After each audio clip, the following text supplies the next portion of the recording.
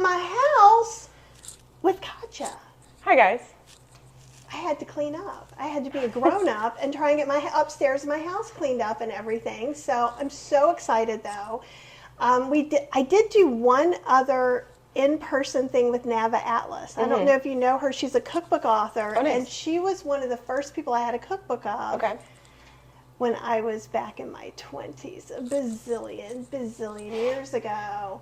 So Katya has TotalBodyLab, as you can see here, in her awesome wear. So I've met Katya. I met you actually at the movie. Yeah, we went to Game Changers. Game Changers, that's it. Yeah. So I met her at Game Changers. Hey, Mona. It's awesome to have you here. Hey, Mona. And it is so hot and humid here. I feel like I'm in Louisiana. So I want to know what it's like there. As you can see behind us, it is sunny and beautiful. And I might be turning a little bit red. I think that I don't know my background, but I suspect there is Polish in me. Oh, cool. That's so awesome. Because Polish people in New York would come up and yell at me for not knowing Polish. And literally, like, I went on an outside walk with my friend Faith, who we walk every week, and we came in and did a live, and it looked like I was going to have a heart attack. I'm just like, I get beat red. So you can see me. I was outside for like 5 minutes. For a little bit, yeah. Yeah, so it's like I put blush on. Yeah, it looks good. I put on makeup for you. No, I didn't. That's never happening. I love you, but not that much. Oh, Justine, it's awesome to see you. Hi, and Justine. Linda from Canada. Linda, how's the smoke Linda. up in Canada? So Katya is not here to cook. She's here To eat? I may have fed her a little bit already. Thank and you. I'm cooking up some rice. We're going to have some leftovers. I made some really good Rancho Gordo beans that you're going to love. So that's going to be yummy. So we're going to talk about, because Katya, let you introduce yourself so I don't like mangle all the things. Like, she's super cool, you guys. Like, I'm like, how is she hanging out with me? I feel the same because I don't have a bunch of recipe books and shows with like a ton of cameras and lights and everything professionally set up. Like, I just broke my computer 3 days ago, so yay. Well, I broke my drives, not the computer. So, you're strong enough, you could have broke your computer. And that's the thing. Like, you are, like, so strong. So, like, when I met her at Game Changers, and I'll tell you this, because, like, what's funny is I won't say all the things because I'm Southern, but I tell you later anyhow. And I was like, okay, cool. Oh, she's so cool. I wonder if she could make me strong one day. Like, seriously. And I went and I looked at TotalBodyLab, like, and I went and looked, and it was like, email me about having a consultation. I was like, there's just no way, because we were talking about that before. I'm like, there's no way.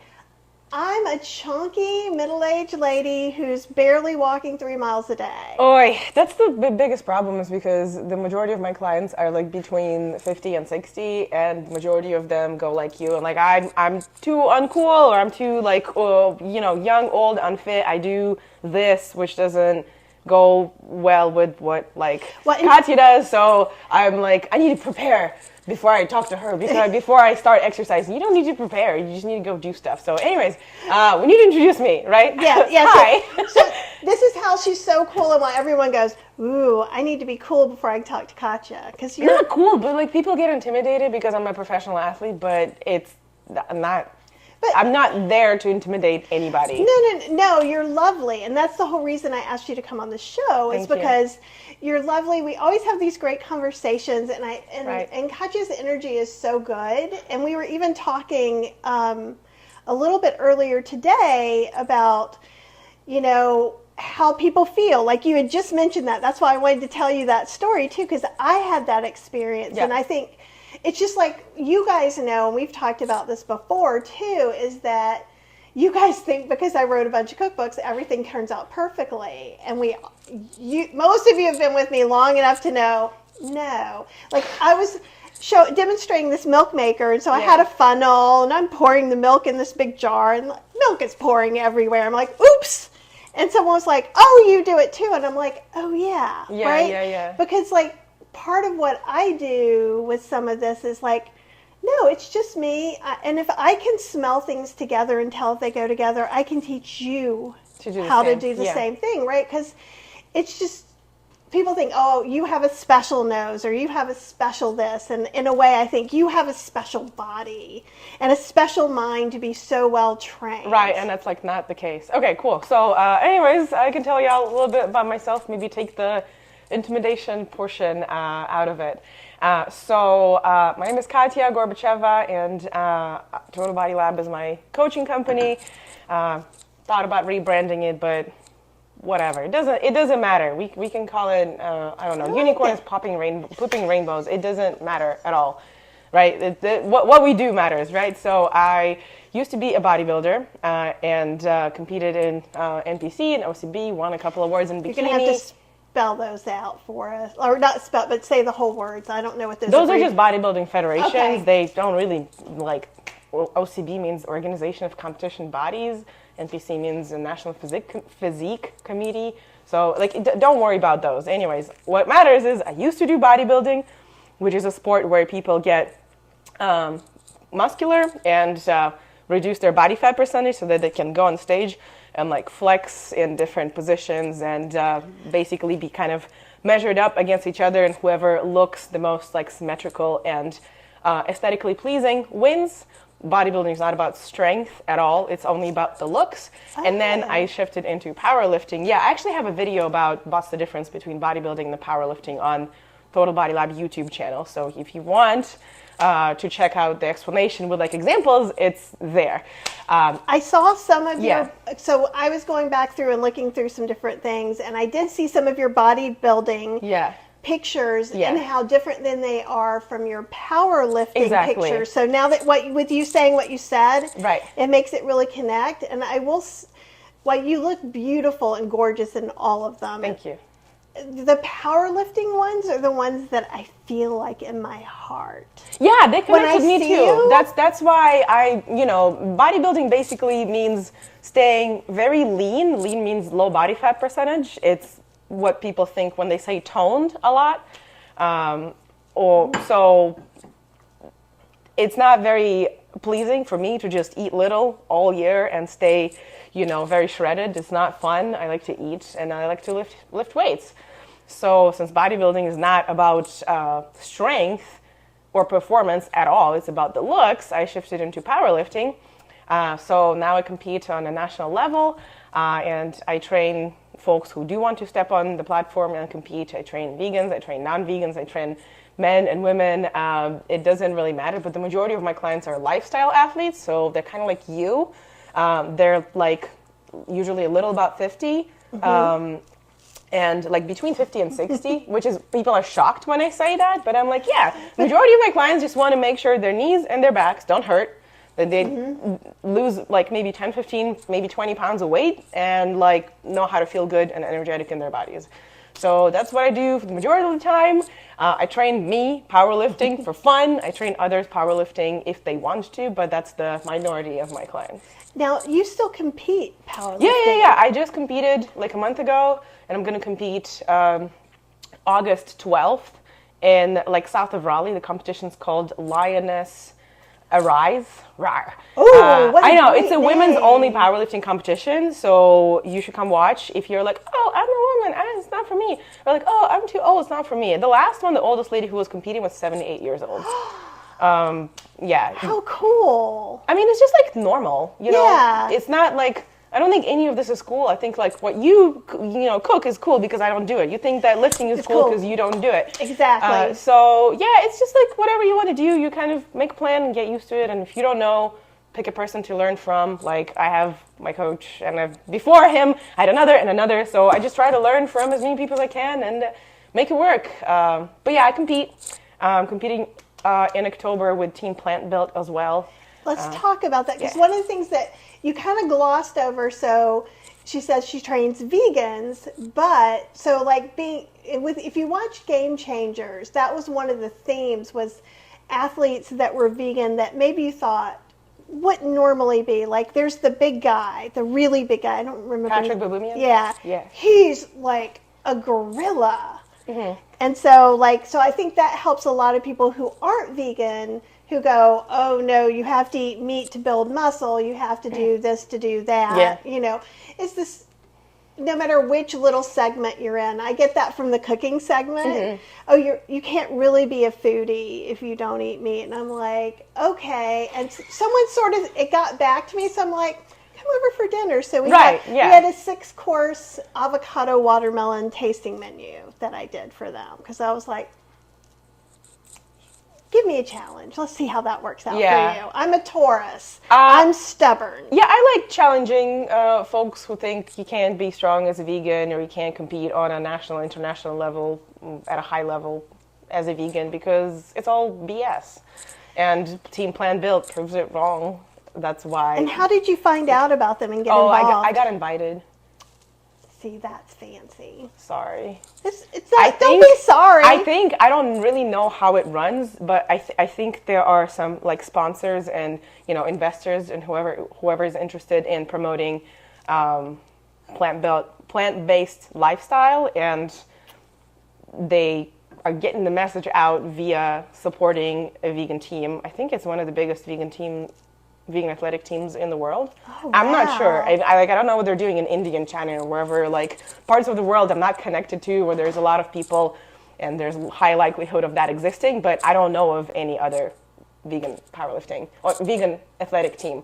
That's super cool. I think we had 5 sports last year. We're going to have probably 7 disciplines: powerlifting, bodybuilding, CrossFit, strongman, Olympic weightlifting. That's 5. Kettlebell sport. Maybe I'm missing something, but yeah, a lot of disciplines, and we have some really cool folks coming to show that like we're pretty strong, and I don't think it matters what you eat. I think how you train matters for strength more, right? And what resources, what support you have for that, and genetics, of course, definitely genetics, and how you eat's like, I don't know, you can eat tofu, you can eat a steak. In terms of for strength, I'm not talking for health, which one is better. I'm talking for strength, like one is not necessarily better than the other. I think a lot of times things, you can't be vegan, or you won't get enough protein, or you won't get enough this, or, oh, that amino acid is really why you're not losing weight. I think a lot of times we start nitpicking things. It doesn't help. Instead of actually doing something that can change. So like I had a doctor that I left, like I was with her for a really long time, and she became a CrossFitter, and she became paleo, and she got really into that. So CrossFit people like to do paleo, and and here, and actually Ashley Kitchens, who I think you know as well, she's amazing. She's a CrossFitting vegan. And so I'm not saying all of this, but when she did that, she was just kind of like, well, what if it's just that one amino acid that's keeping you from losing weight? She started getting the minutia, and one of the things I said, well, what I want to do is I just want to start walking 3 miles again, because it's actually from here to the end of this road back. It's exactly 3 miles. I go by a park. It takes a lot of stress off of me. Stress is a trigger for me to do things I shouldn't do, like be lazy, or maybe, eat too much sugar or eat things that aren't good for me. And she was like, no, if you're going to do that, you're just actually going to start eating more. So I just wouldn't do anything. And then later, when I'd lost some weight doing that and I gained back for the pandemic, she was like, no, don't walk those 3 miles. I want you to do these 4 or 5 circuits 5 times a day at different times. And I'm like, that doesn't work with my life right now. And I'm not saying it wouldn't work for somebody else's life, but sometimes I think that, starting with the basics, like if I'm walking 3 miles a day, then there's enough strength in my legs to start doing something else next. Is the way I think of it. Sometimes I think about starting with baby things, like even, let's say, the Ninja Creamy, which you might get to see tested out at some point. I have them all stored over there. Is machine. So like you're dealing with all this stuff about the machine. So I'm like, open up a can of crushed pineapple and put it in there. That's your first one, right? So you can do that. Anyone can. A 3-year-old can do that. And so sometimes I think one of the reasons that you probably get people feel intimidated by you has nothing to do with you and everything to do with everything someone has said to them since third grade PE. Yeah, wow, that's a really great point. I'm gonna go rewatch this video and like write down your quotes and then send them to my clients because, no, really, like I think with the majority of my clients, I'm not a therapist, but they expect me to do stuff like that when they tell me what they're not comfortable with and what they have problems with. But the problem is exactly that, because their mom told them they're fat all their life and they need to sit straight and smile and do something with their hair. My mom told me that all my life. My grandma's, all the women in my family, right? Like it was never good enough. And like in a patriarchal society, they want for you to look a certain way, and then there's the dudes in the gym, right? Like you say, we're intimidated because we go in there and it's a sausage fest and just throwing stuff and they're loud, and like I get a lot of female clients who have never stepped in the gym for that reason. And if I'm like, oh yeah, this is a program and you have a gym membership, yeah, and she says yeah, I'm like, all right, well, do this and film yourself when you do it so I can see what you're doing wrong.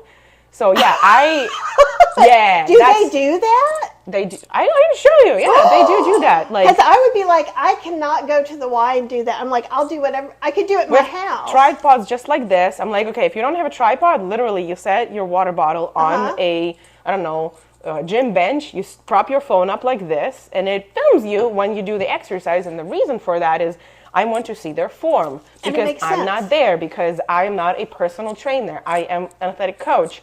And I write programs for people. I'm not holding hands when they, stand there. Like, or I can, but I have clients across the U.S. and the world, and like we're not physically there. Right. Plus, it takes more of my time and more of people's money to pay me by the hour for me to be there and look at them and be like, okay, we'll change this, and then she tries again, right? Rather than she films herself and sends me a video. It takes me 30 seconds to look at it.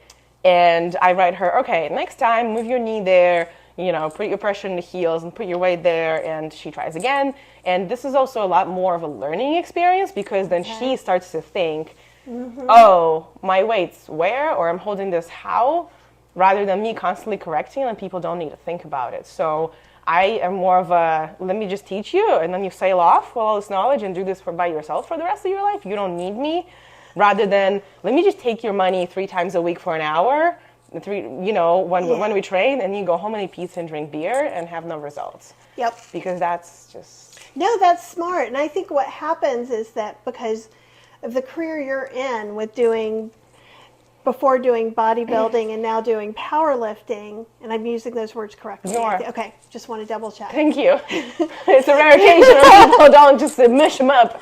Well, it's important, because also I think one of the things that you just said now was something I never understood before. So like, I know when someone helps you, in my mind, that's a personal trainer. There. I mean, I'm a certified personal trainer. Well, if you have to have that certification to train people. Sure. No. I don't even mean as a skill set. I mean like... But that's not what I do. Right, because like a dentist is still a doctor, but they do different things. Correct. And so, because Katya also showed me this, like the email she gets from her trainer during the week. It's in Russian, so she could tell me it means anything.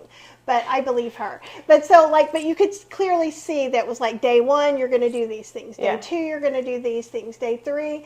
And we were talking, because I said it's almost like... And we could have the meal plan thing, or like if you had a meal plan, or like if you did, because I'm getting ready to do the McDougall program for 12 days. And so like there's Mary's Mini, where you try to take everything off the table. So if potatoes are your starch, you have potatoes every meal 3 times a day. But you could have hash brown potatoes. You could have, mashed potatoes. You could have, and like with corn, if you picked corn, you could have tacos. So I'm like, who would not pick corn if you can have tacos and grits?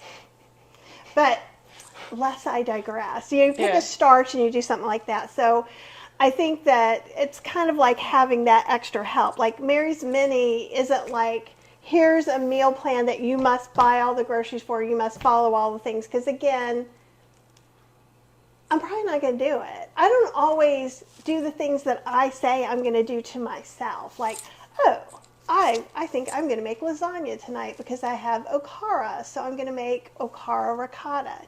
Have you made soy milk before? Nah, I made oat milk, not soy. Oat milk's great. Soy milk's a little more complicated, but I have a machine. So like when you strain out soy and specifically that stuff is called okara. Okay. And okay, you guys all need to know this if you haven't heard me say this again. So you take that okara, and it can be liquidy, put some nutritional yeast, a little bit of lactic acid, which is made from beets. It's not milk. Some garlic powder, onion powder, a little bit of nutritional yeast, a little bit of salt or salt substitute. You've got ricotta. You know, Kite Hill, this little thing of ricotta costs like $12. So you just got free ricotta. That's amazing. Yeah, I make my ricotta out of silken tofu. Oh, that's really good to do too. Or not ricotta, what was it? Maybe it's ricotta. I don't know, some cheesy thing. It's never exactly what it. When we're doing a vegan version or a plant-based version, or I even do whole food plant-based things that are gluten-free, soy-free options. Why? Because that's my deal. Oh. Yep. I help all the people do all the things. Okay, that makes sense. Yeah, and I love it. I help all people do all the things too, even though I don't do that for myself necessarily. Yeah, and so I do have to eat gluten-free. I can have gluten every once in a while, but I had a burger. So you can see my joint is bigger right there. Oh, wow. So it makes my joints swell. I have an autoimmune thing. Yeah, that's different than people just eating soy-free, gluten-free, everything free for no reason at all. And I'm like, what do you eat? And why do you avoid those things? It makes no sense. Right. And so in my community, even if someone said to me, if I'm telling somebody a recipe or doing a demo and they're like, well, so I made spaghetti sauce and I was making it tomato-free for someone who had a tomato allergy, and I used bell peppers. Mm-hmm. Well, someone had a whole nightshade allergy. They couldn't have either. So on the fly, I told them a different way to make it. And so it's like a game show. Yeah, that's really fun. Super fun. I do the same for my folks on the fly. I'd be like, oh, you can't do this? Let's do that instead. Yeah. Okay, so and do you make those choices? So for me, it's usually somebody else has an allergy or some kind of something going on. So if I said, oh, my back isn't super good, then you would probably give me some exercises to strengthen the things around that, or how does that, or am I taking this out of context for No, it's fine. I'm just thinking. If you or pick any injury that's. Yeah, if you told me some injury, then I would love to give you an example. Okay, so lately, I forget what it is. There's a tendon that goes under your ankle. Okay. I'm pretty sure that in the past I had injured my foot quite badly. Okay. And it swells up a little bit sometimes. Okay. So I've been looking up some stretches and some things to do to not aggravate it. Okay, so your ankle has been hurt years before? It was my whole foot twisted. Okay. So inside it was bruised and everything. I couldn't walk for a few days. Okay, and you're trying to do what? Normal life things. So things. I walked 4 miles the other day, and it was a little bit swollen. Okay, and your goal is just to live life and not hurt your ankle, not have your ankle be sore. Yeah, and I would like to probably, as I'm looking at this, I'm only getting older, so things that I had done that were probably not the nicest to myself because I was doing a lot of Aikido, a lot of yoga. There was a time that people use the word athletic to describe me, which I never embraced, but I was walking 4 or 5 miles a day, doing a couple hours of Aikido, doing a couple hours of yoga pretty much every day. So at that point, that's athletic. And so, I probably did things to my body, both my knees got messed up, and I just kept going and doing whatever. Yeah. So at 58, I'm being more careful, I'm being more mindful. That's very smart. But also I'm looking and I'm like, oh, this ankle thing, maybe there's something I can strengthen or stretch to try and improve it. Because I'm thinking there's probably some sort of, and I'm just guessing, I am not a real doctor, you guys. I'm not even a pretend doctor.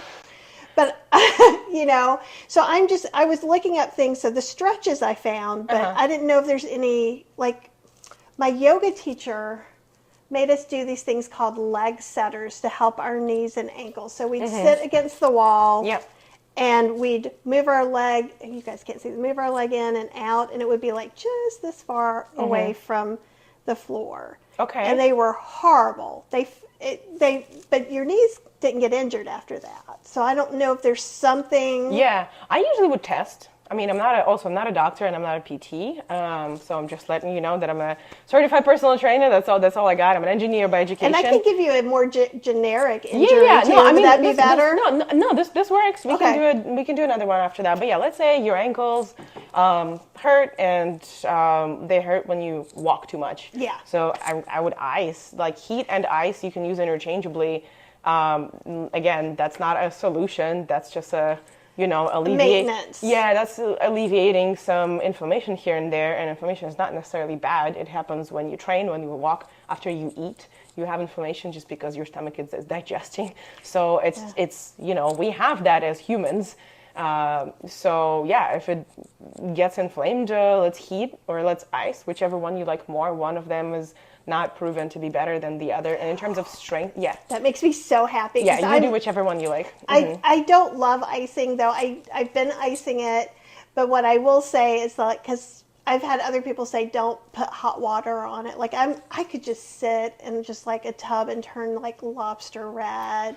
And I feel like my muscles let go. Yeah, your muscles relax. I wouldn't work out after you have done sauna or a super hot shower or a bath for a long time, and then ice, again, your muscles kind of like clench up and they get tighter, your fascia gets tighter, so just be careful around that.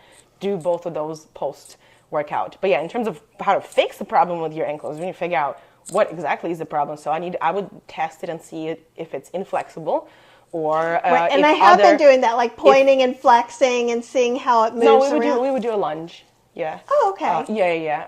And I would, I guess, move your knee around to see which direction, is like restrictive movement, if you have difference left to right in your hips and your ankles, and, see if there is. So usually that's how it goes. You need flexibility in your ankle. You need strength around your knee. You need mobility, flexibility in your hips. Mm-hmm. Stability around your lower back, mobility around your upper back, and stability around the shoulders, right? So it goes one after the other in your joints. And if one is out of whack, the next one is going to try to compensate. So for example, if your ankle's messing up, that maybe it doesn't have enough mobility, or maybe the knee doesn't have enough stability, or maybe the hips don't have enough. So, things like that. That totally makes sense. Yeah. It's a different way. I don't know about you guys, but that's a different way that I've heard it before. Mm-hmm. But, I have heard that maybe, if I was getting massage or going to a chiropractor, that this is out because that is out. But I don't think I ever thought about it whole body the way you just explained we are it. A whole system. If one thing, like the way you're chewing can be affecting the way you're walking. I mean, I'm exaggerating now, but we are a complex system. So like, for example, a lot of the people have lower back pain because they are hunched in their upper back and because they're weak in their upper back. And let's say they have tight hips.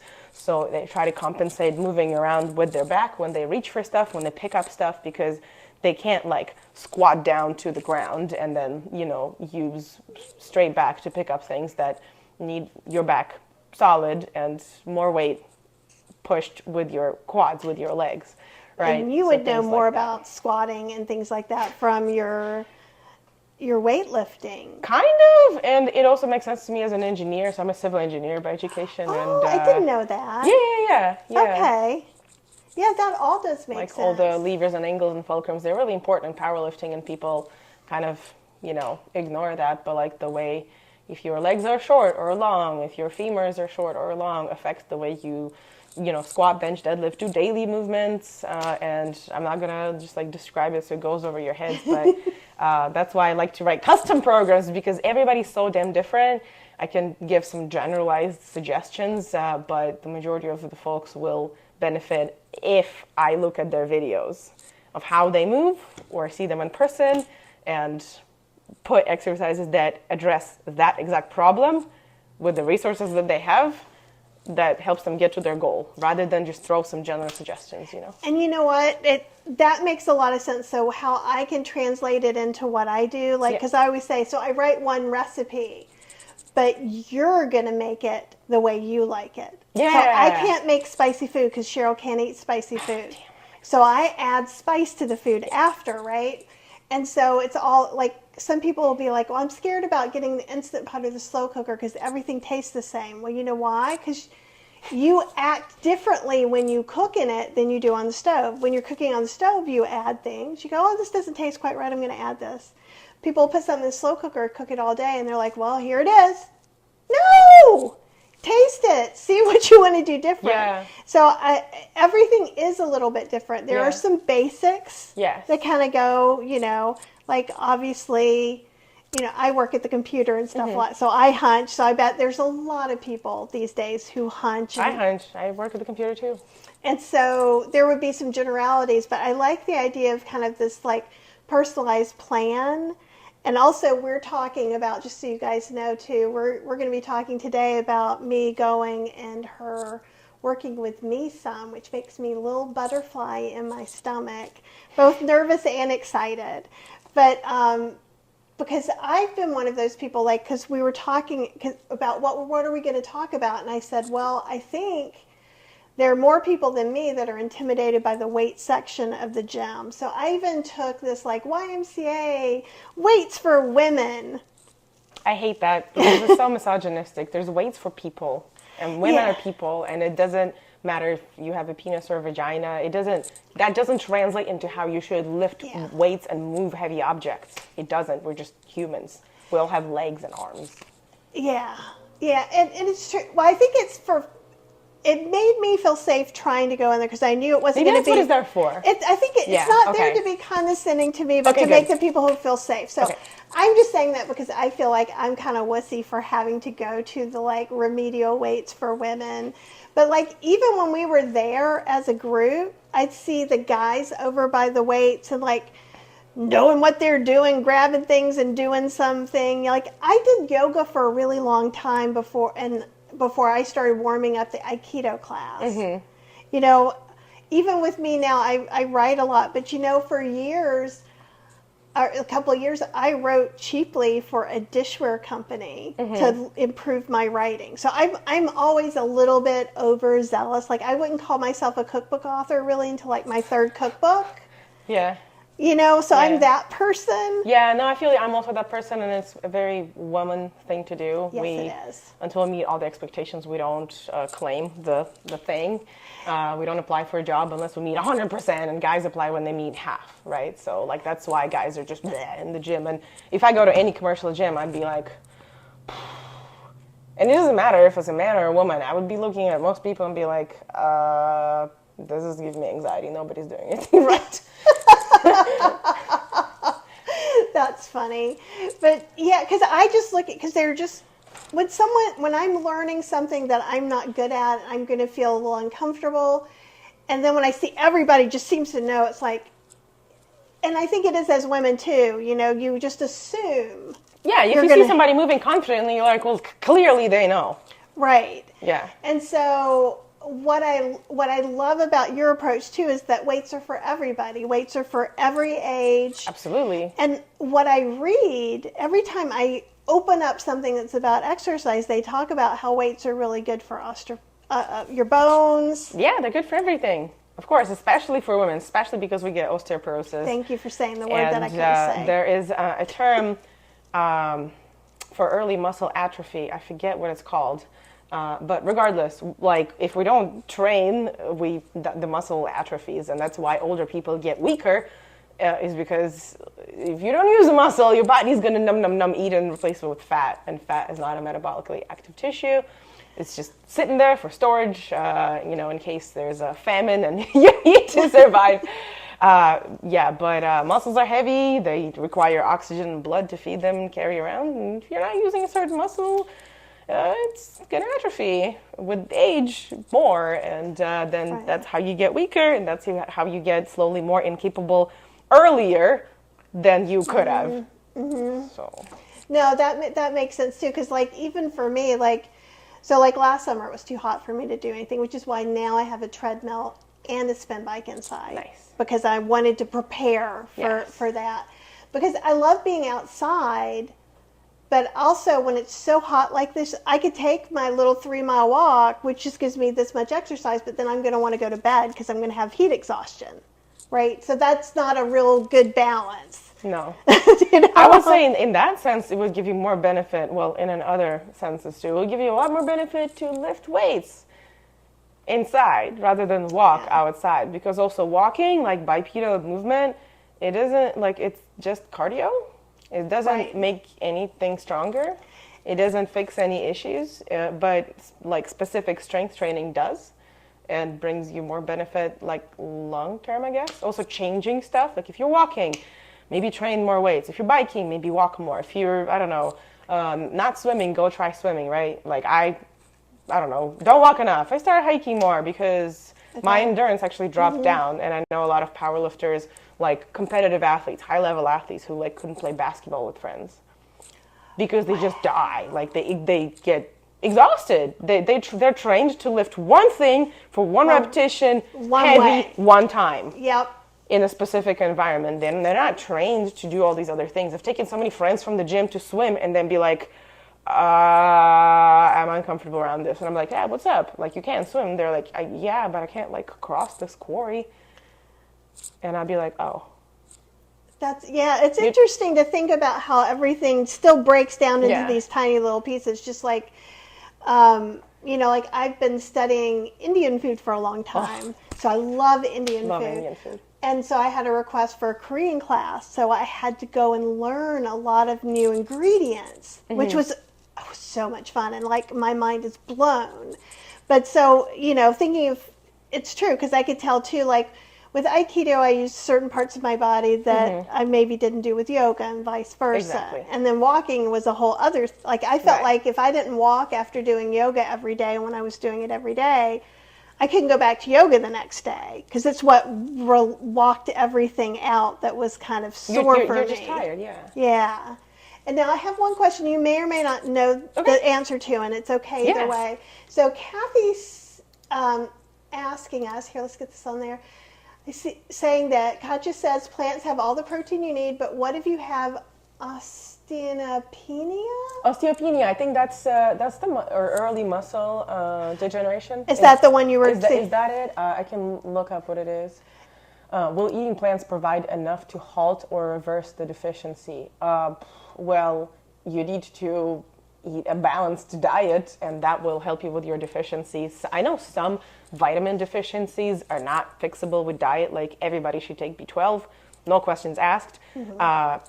Even if you're not vegan, I would still, you know, just to err on the safe side, especially after 52 years old. I think that's when our natural production decreases. So it took me forever to convince my parents we're not vegan to take B12. I got tested. I got blood tested for vitamins, and my vitamin D was low.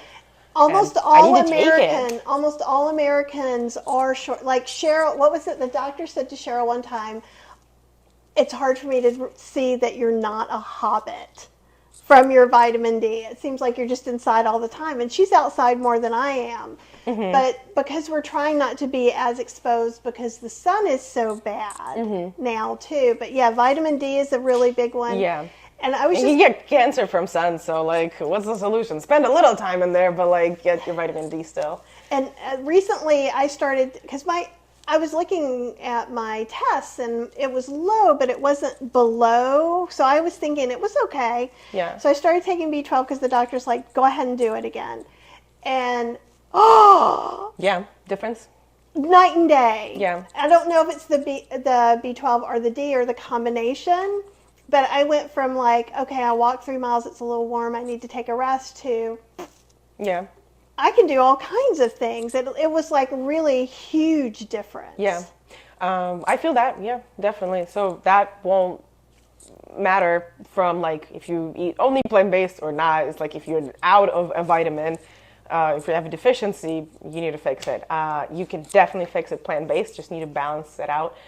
And hopefully the doctors will be able to tell you. Oh, you're so smart. I looked up osteopenia. It's reduced bone mass of lesser severity than osteoporosis. Okay, that makes sense. I thought. And isn't supposed, and I don't know, so I'm asking, but I believe calcium magnesium supplements are supposed to be helpful as well as weight-bearing exercises. So right?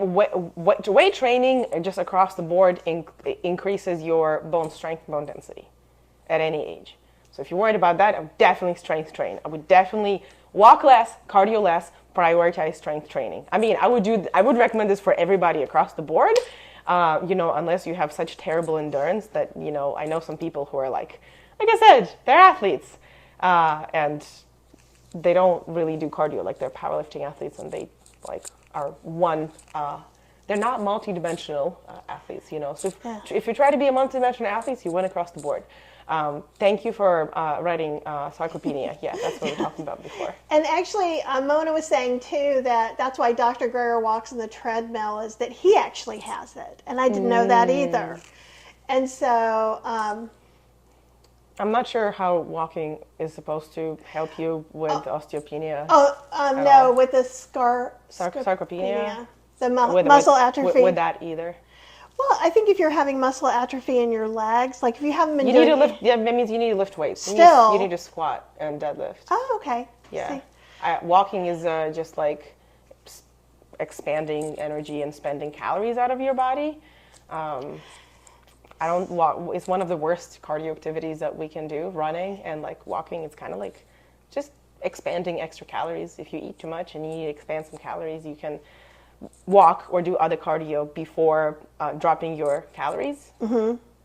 That's the good advice on losing weight that I can give. And walking requires minimum recovery. That's one thing that it's good for. Otherwise, walking is kind of useless in large amounts. Well, here's how and you are not wrong, what I love about walking for me is the stress release mental part health of it. Benefits, absolutely. And I will say, I do notice if I haven't, and this is when I haven't been doing anything. So this is very different than your situation. Oh yeah, too. If you haven't been doing anything, start walking. Yeah, that's great advice. Yes. Walking is the first thing because it's easy, yes. And if you're really, really in a bad way, you can even just walk to your mailbox and walk back. It's something so easy to. You don't have to buy anything. Yeah, or whatever. You don't have to learn how to do it right. Yeah. And where I live, it's pretty hilly. So doing the hills and hiking and stuff, I feel like I build some. I'm not the same kind, but I feel like I do build back up some muscle in my legs and calves. No. Sorry. This will be very interesting. Walking doesn't build anything. Doesn't. Huh. Yeah. I'll have to think about that. It's just cardio. Cardio doesn't build muscle.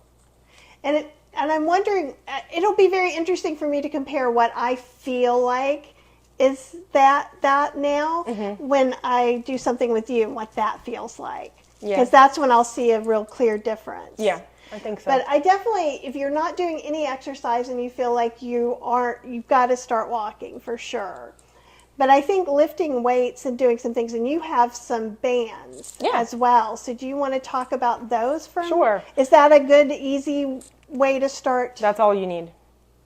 That's all you need. So this is So these both, you can get them at Five and Below. You can get them on Amazon. You can get them anywhere. So this is just a 25-pound band. They're not always red. They can be other colors. If you just put in long 25-pound loop band, you can get 15-pound too. It doesn't really matter. You can get a set of a couple. I have a set from 15 pounds to 110 pounds. Oh my gosh. And heavy ones are great when you're learning to do pull-ups. So it's not like, oh my God, I'm gonna pull this 110-pound band. I'm gonna put it on the pull-up bar, step into it. It's gonna help me do a pull-up. That's how I teach older ladies how to do pull-ups. See, I never would have even thought it would be possible. Because it pushes your body weight up, right? It gives you negative resistance, right? So you first do it with a heavy band, and then a drop, and you can do a body weight pull-up. So anyways, those two are pretty much your what's the difference between these two? / traveling gym. The difference is the exercises you can do with them. So for example... Here, I'll put you on the full camera where you can go back. And I'm just going to show this one real quick. So this is a short loop band, and it's super tight because it's for me. You can get these that are silicone, I think. Okay. That are just like super thin. And you can get them at like TJ Maxx or something like that too. Yeah, like five and below stuff. Ones. I wouldn't probably recommend a fabric one because this is like hella strong. I would go with something like this, but you know, made out of like silicone rubber. They usually come in a set of 5, and there's like 5 colors, like yellow, black, red, blue, kind of thing. So, anyways, just to give you an idea of what you could do with them. Well, this one of my favorite exercises to start warming up the shoulders. Again, walking is not all you can do, right? You can sit or stand, and you can see I'm not like, right? I'm just trying to, so you can rotate all your joints without the bands, right? To warm up your joints. Warming up your joints is extremely important before you start training. Okay. Right? Don't jump into it cold, especially with an AC cold room, right? I'm going to rotate my neck. I'm going to rotate my shoulders, my elbows. Y'all know it's cold in here. It's fine. No, they know. I like it around 75 degrees. That's wonderful. But gyms sometimes just bring it down so cold, it's ridiculous. And your body just clenches up, right? So anyways, I would rotate my wrists, my elbows, my shoulders. Then I would rotate shoulders with a band. Again, I'm not bending my elbows, just trying to get them over my head somehow. The point, you can get a dowel. You can do like very wide, or you can bring it closer to stretch, your shoulder just a little bit, right? Like this stretches my pecs just a little bit, okay? And then I can move around my thoracic spine. I can move around my lumbar. So I'm warming up my whole body. Again, this is probably better than walking because it's a whole body thing, and it warms. Whoops. That's the rice. Hey, rice. I'm happy. We're gonna eat soon. Okay. Cool. Gives me a motivation. Yes. Okay, cool. Yeah, so again, you can do this at home. You can just rotate everything, move everything around. You can hold on to something, swing your legs this way, swing your legs that way. Knees, stir the soup, rotate the knees and rotate the ankles just like your wrist, right? That's warm up, right? What else can you do with the band? I can do strengthen my back, do band pull aparts. What muscle's working? Question for you. I'm pulling this apart. Oh, is it the... Question for everybody. I feel like it should be in here somewhere. Yes, exactly. When I did it, that's where I felt it. Yeah, so I'm not rowing it. I'm just pulling it apart with a straight arm. So those are my rear delts, and that's the stuff that, is responsible for hunching or not hunching, okay?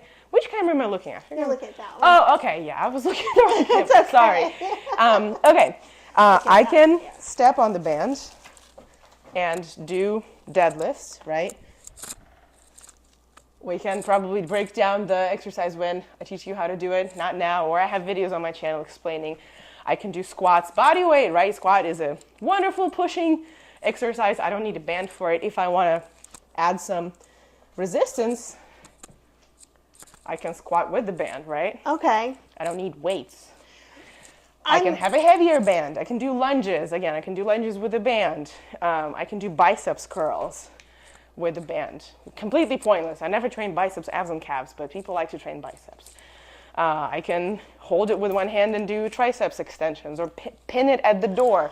Close the door on your band, do all kinds of things. Do your pull downs, do your rows from all angles, do your face pulls. So like this band replaces the gym.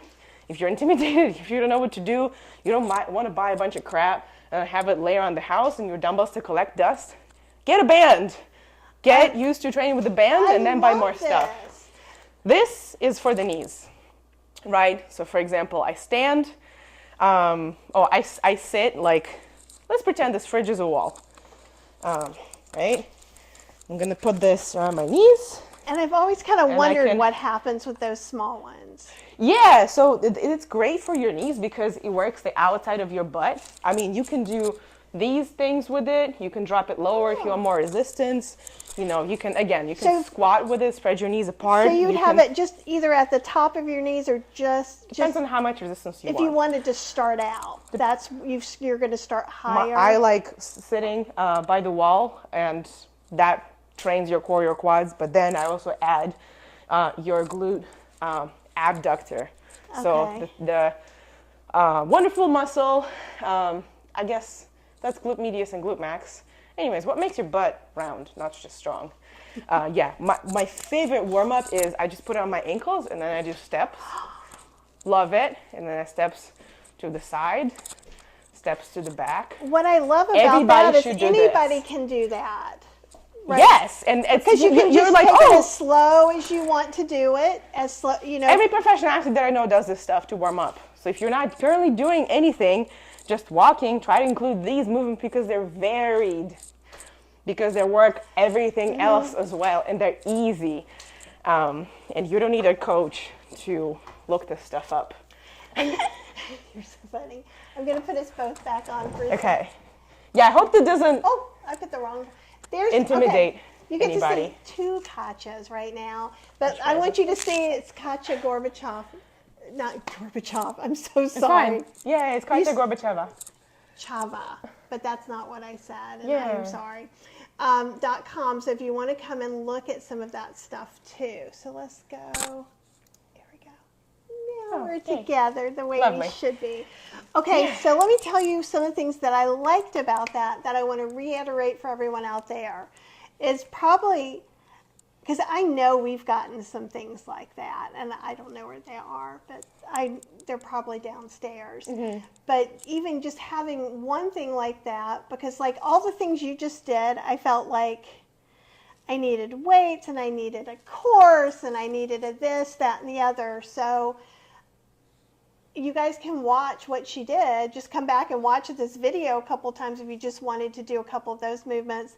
And you are on YouTube. Yeah, I have broken down techniques for each individual exercise of those on my channel. I have a couple playlists, just a couple of like me talking, answering questions, a couple with just, exercise technique. And there's not every single exercise in the world, but I think I have like 300 or 400 exercises. So it may be enough. That's plenty enough. Well, a lot of them are with like barbells or gym equipment. A lot of them are body weight. A lot of them are with bands. So it won't necessarily give you all of the exercise that you can do with your equipment, your strength level. Right. But if you can't figure this stuff out, just message me. I'm on Instagram. I have an email.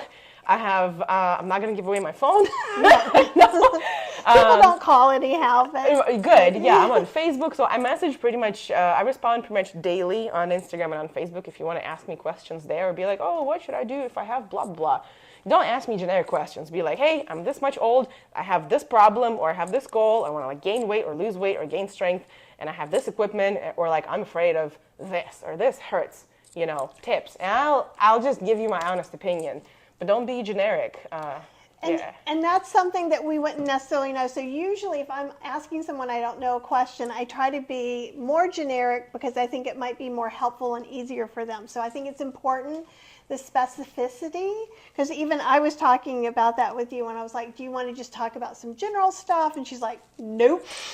No, we can, but I don't think it's going to be very useful. And I agree with you, and I didn't mean that as a negative thing, but I think it's so awesome because usually one of the reasons I find that sometimes people who know a lot don't want that level of specificity is because you're taking more of their time and mental energy, and I think it's very gracious of you. You're too kind. No, but I mean, because what it boils down to me, you may not see it this way, is that you just really want to help people.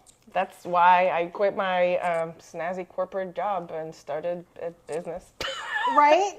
And that's what I do too, and that's where you and I connect a lot, because like the reason I want to teach people how to cook is not because I think I'm so much better than anyone or that my palate is this. It's that we all have to cook, we all have to live in our bodies.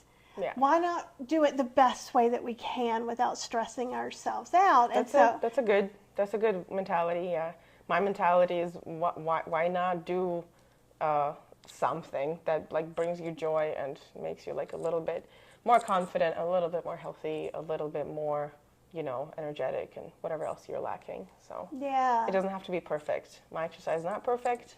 I don't eat perfectly. I don't train perfectly. We're all human beings, so yeah. No, and I like that too, because like I think I know this is like a saying, but it's like perfection is the thief of joy. And it's very easy to compare. Comparisons with thief right? of joy as well. Yeah, and when like you and I were talking, you're like, oh, but you know all this cooking stuff. I'm like, no, you know all this. But what's wonderful is that we're both available to do what we can do and help. Just like you guys. We're all in this world together, in this community together, trying to lift each other up. So Justine has a question. Okay. And she's saying, if we were flexible as children but not as adults, is it realistic to think we can regain that flexibility? Can't seem to loosen up my hamstrings no matter what I do. Okay. Well, I would say look at your genetics. We all have different benefits and different drawbacks depending on what our mama and papa gave us, right? Like, go blame them if you have, certain strength or certain inflexibilities. So yeah, like in my family, we're pretty flexible and we're pretty strong. So that's good. We have like other problems. But that's a little bit of like what you think of when you think of Russian stock, maybe. You're pretty hardy. Like, and you know, the possible Polish background that I have, Nice. So it's definitely possible to regain your flexibility.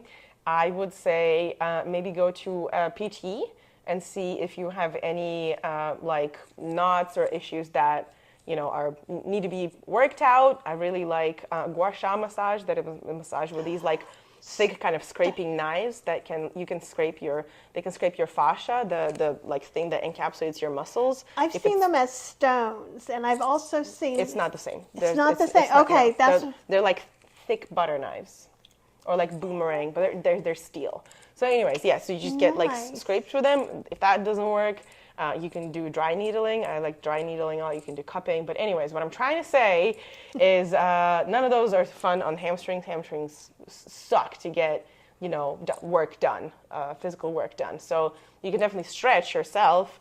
You can definitely strengthen whatever is around that needs to be strengthened. Maybe it's hamstrings, maybe it's glutes, maybe it's lower back, like we don't know. But if you want to see a PT and if they tell you like, okay, you're good here, you're not good there, you would have a better course of action on whether you need like tissue work done or whether you can just stretch and forget about everything. I think that's a great idea. And I went to PT because a few years ago I threw my back out for the very first time. And it was right there. I bent over to get a dish out of the dishwasher and hit the ground. And I pulled myself up because I'm like, I am not peeing on my cork floor. There's just no way. Because Cheryl had gone for the day to work. And so I ended up going to PT. It was very educational. I've had to learn a lot. Yeah. Because I've pretty much just been like, I can lift anything, I can do anything. And now I have to, also I'm 58 years old. You would think eventually I would learn a lesson, but it had to be in my 50s. But going to the PT was this very interesting experience, even though one of my good friends is a PT. It's just the way they tested you and, saying certain things, I always thought, because my hips turn out, that's the easy way for me, going straight forward. Even the same thing, like stretching wise. But I think it was the first time I really learned that you can strengthen other parts and make these things more stabilized. Yes, exactly. Yes. And so in case some of you haven't been to a physical therapist before, it's very interesting because it's a whole different way of looking at things than I had ever seen it. Yeah, for sure. It's just like other people might go, you're turning applesauce into ice cream? And I'm like, of course I am, right? Why not? To me, that's no big deal. And they're like, no, you can do this thing. And Christina was also saying about the walking. How about if you're walking slow on an incline? Like I have seen on TikTok, they have the I forget if it's like 12 and 12 and 12, where you've got an incline 12 miles an hour. I can't possibly be. It must be like 5. So you set it at certain... What's the question? Walking slower on incline, what? Could that build some strength? Not much, no. Yeah. Again, it is cardio. I'm happy you love cardio. It's great for your heart. It's great for your lungs. It doesn't build muscle.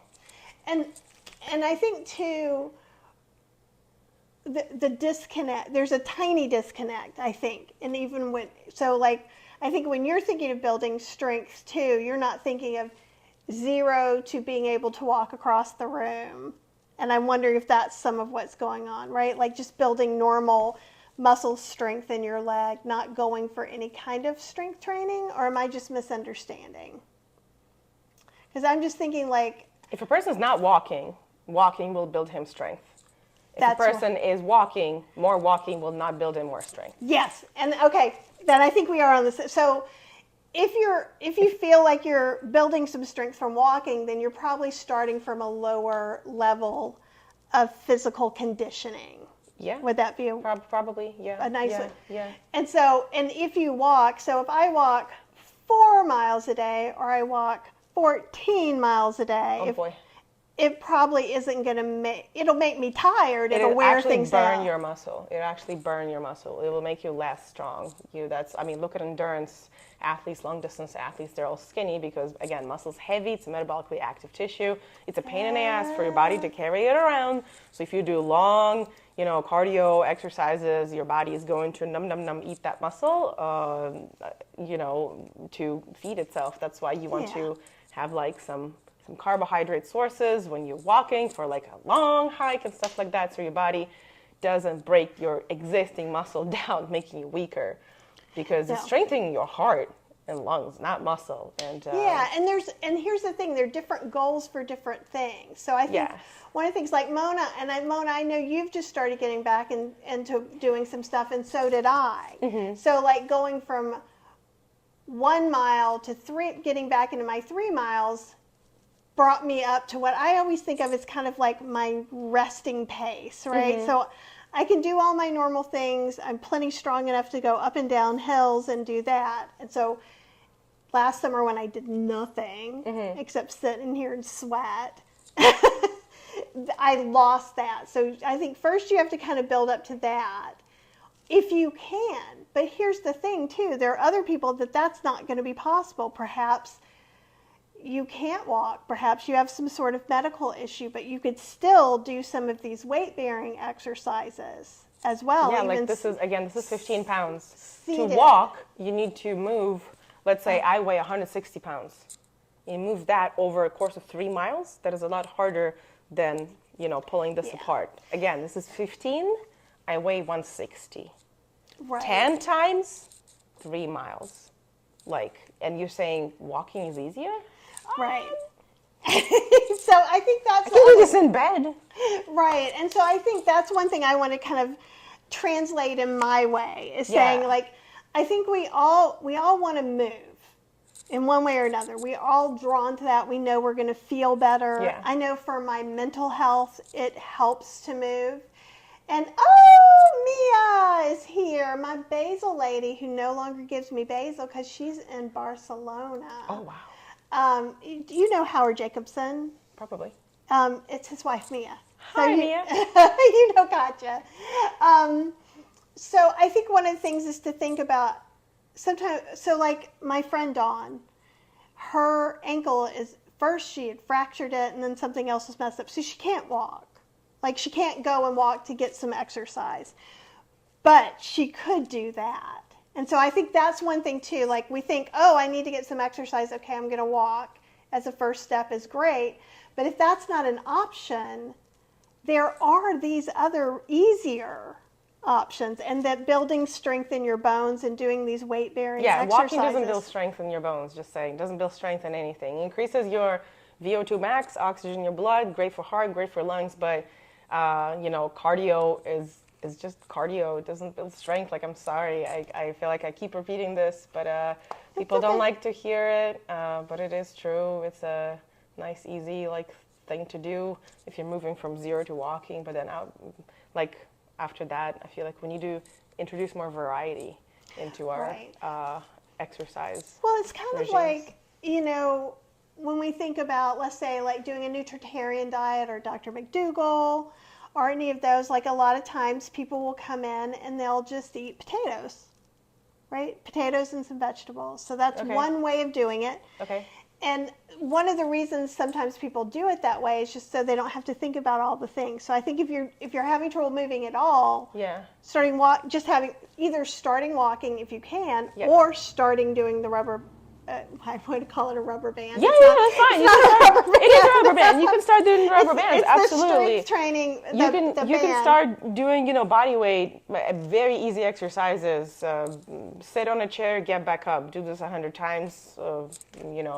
Do a couple push-ups from the knees, push-ups from the wall. If you're not ready to do them from the floor, push-ups from the wall. Or from and the I do it counter. on here. Yeah. So one of the things I do on here a lot, because if I'm working, is that so.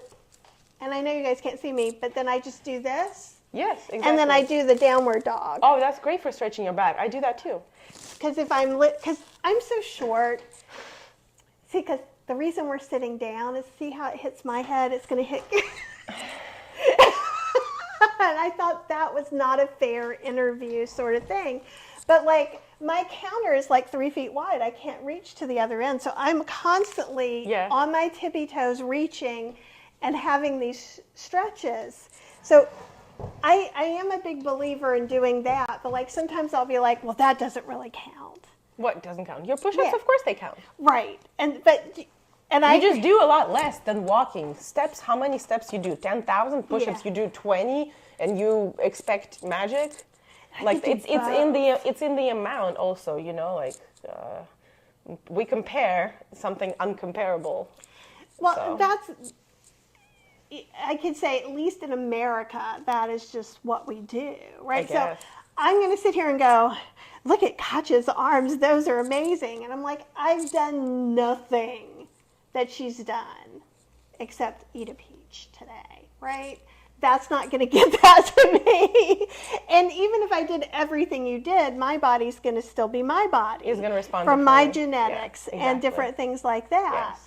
But I think it's really easy to make comparisons or to make these assumptions that, okay, well now I've gone to my 3-pound weights to my 5-pound weights, so now I'm going to look like Katya, right? Which is it's not true. Or the same thing, people will be like, well, I made an ice cream, so now I should be able to make all the recipes Kathy's going to come up with. And it's like, you're going to come up with your recipes, just like my body's going to be my body. When we've talked about on the channel about that I'm trying to lose about 20 pounds or so right now just for a health issue.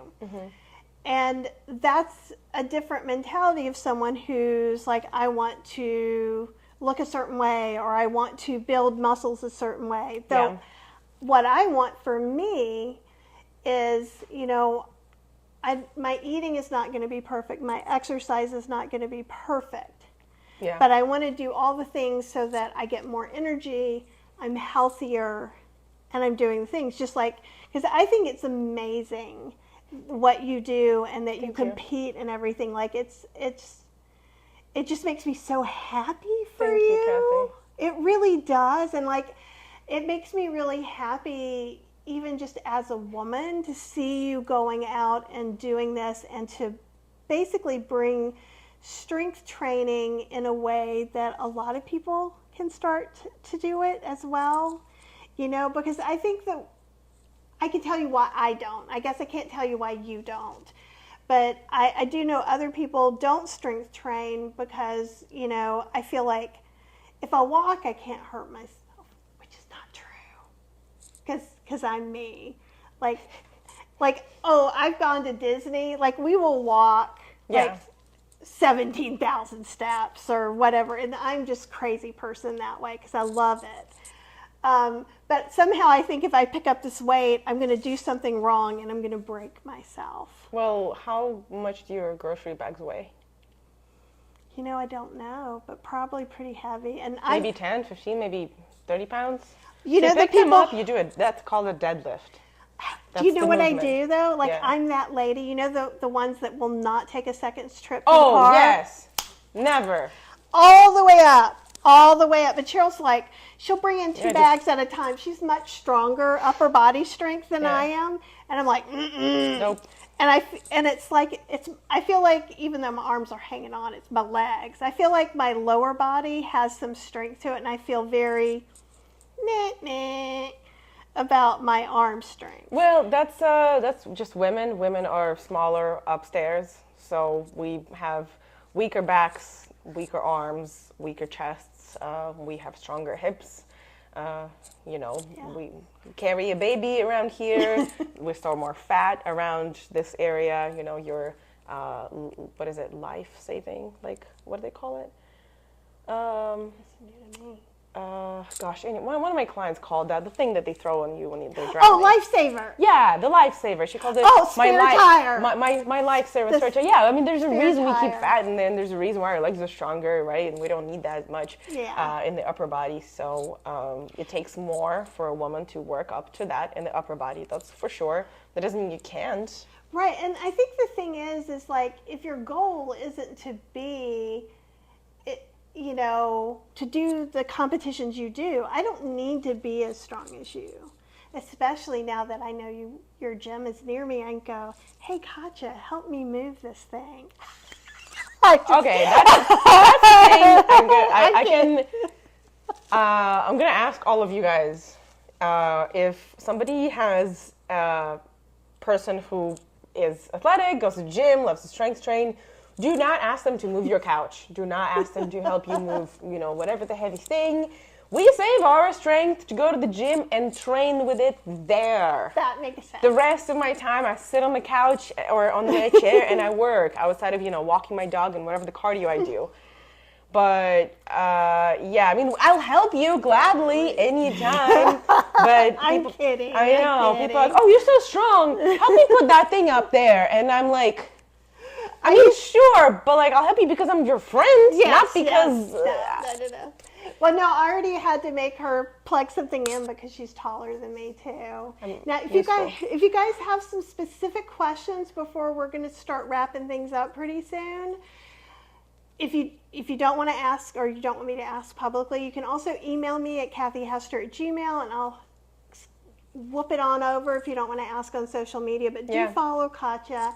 And I think we're gonna talk about this more, but I think we'll probably at least do one thing where I'm doing it. Maybe we'll do it live. So you have to promise to be nice to me, because I'm not very strong. But I'm glad. I think you're very strong. I think you're more strong than you expect. I think there are parts of me, like I was telling Katya too. Like, it's very funny because I have calves of steel, but that they also will start hurting. Because I put too.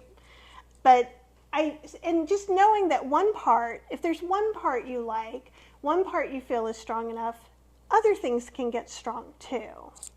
Definitely. Like the one thing that's never going to be strong are my hands, I don't think. Because I have little teeny tiny baby hands. I don't know, let's go climb. Your hands aren't that much bigger. That never have. I have to wear, the gloves that you put on that stretch? They don't stretch on my hands. And I have to wear children's hats. I have a tiny head. Wow. I have a big behind, but I have a tiny head. So, but that would be, I really appreciate you coming in and just talking to us and giving us some good tips about where to get started. Don't forget to go to the YouTube channel. I'm going to put this on one more time just so you can see all. Oh, no, here, I'll leave this one. I'm going to stand up here so people can see my face. Can see there. And so that guys can go over and follow her. So my Instagram is not there. My Instagram is at Gorbacheva E. So if you just type in my last name into Instagram, you can follow me there. YouTube is TotalBodyLab, and it'll be my face. You'll recognize. Facebook, I think it's just my name, and then TotalBodyLab. Cramp. Sorry. Are you okay? Yeah, I stretched my leg and it went. Oh boy. Yeah, that happens. We can stretch it later. So don't shy away from also asking me questions. You can ask them on any social media, and I'll just probably answer to you within the same day or a couple days. On KatyaGorbacheva.com, you can get my 2 basic programs, like for beginners and intermediate. One is home training, one is gym training. If you want to learn how to get accustomed to that stuff, or if you want to know what the hell to do with the bands. I think the first 2 weeks is completely body weight, so you don't need any equipment at all. So I try to just minimize that, because every single person is like, the most basic, the most simple, beginners for beginners, the most beginners, no equipment, I hate equipment, I don't want to use equipment, I'm terrified. And I'm like, it's harder to make a balanced program without equipment, because you only train the pushing muscles. We need to train pulling for your backs, people. So anyways, I'll teach you to do that. I'll teach you how to stretch. You can ask me questions. We have a group chat of awesome ladies who have pretty much similar goals. And yeah, I'm here to help. I think that's awesome. Here, we'll sit down and we'll end up. Okay. We'll end up down here. You must be this tall to come on a live in my house. I'll wear heels next time. I just feel like... You're hilarious, but thank you so much. Yeah, this was fun. You have a good crowd. They're really, really nice. And anyhow, if you guys have some more questions, Katya will probably be coming back on. So if there's some other, especially like building your muscle kind of questions or conversations you want us to have. We can talk about food too. Okay, we can talk about food too. Anything else you want to throw out there? Oh, not right now. It's going to be a separate conversation. Okay. No, I didn't mean that. I said other topics. Yeah. So we could talk about balanced nutrition to improve fat loss, reduce muscle loss. You probably know more about how to make it tasty, but I know how to make it balanced. But see, it's then together, it's perfect. Yes, we can do that. Yay. Okay, guys, have an amazing, amazing week. What I want you to do today is do something that's going to be good for you physically. So if that's take a walk and you haven't taken a walk in a long time, if it's taking a stick and doing that stretch, just do that, right? Or just do those stretches and... Yeah, rotate your joints around. I would do both, but I will smack you, and that would look really bad. So don't do what I do. She did. And then go ahead and do something else nice for yourself. If that's empty your dishwasher, clean your fridge so you can find the food that you really should be eating. I did that last weekend. It sucks. But do something like that. Empty the dishwasher so you can wake up in the morning and it's easier to cook. Okay, do one little thing. Take a hot bath. Go to bed early. Take a hot bath. Right? Yeah. Just, eat a cucumber from somebody's garden if you can do that. Just some tiny pleasure that tomorrow you can build on. And then if you have just a tiny bit extra, be kind to someone else. If that just means sending them an email or saying hello or waving from far away to a neighbor, because that's about as close as I want to get. Or pet your dog. So let's just try to be kind to ourselves, do one thing at least, and then do something for someone else if you can. And then let's have an amazing tomorrow, okay? I will talk to you guys very, very soon. Those of you in Kathy's Cooking Club, we have a class tomorrow that I did email you about a couple of days ago, and we're going to make grilled sandwiches. Nice. We're going to make sweet potato pastrami. We're going to make homemade oil-free vegan cheese. We are going to make pimento cheese. I'm going to watch that, yes. And we're going to make some Cuban sandwiches, too. Nice. So it's going to be yummy. Damn it, I'm here on the wrong day. I feel a trade coming on. Katya, come pick up some stuff after class is over. Sounds great. So I will talk to you guys soon. Stay cool, be kind, and I'll talk to you very soon.